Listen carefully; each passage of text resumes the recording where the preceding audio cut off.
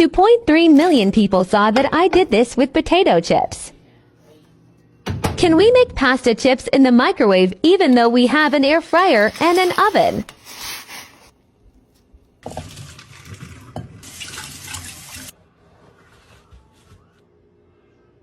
I used Kewpie mayo, sriracha, and parmesan.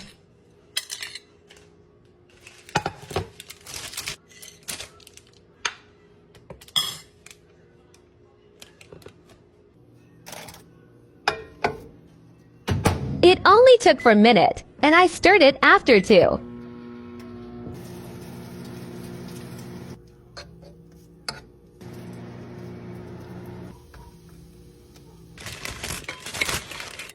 I couldn't believe it actually worked.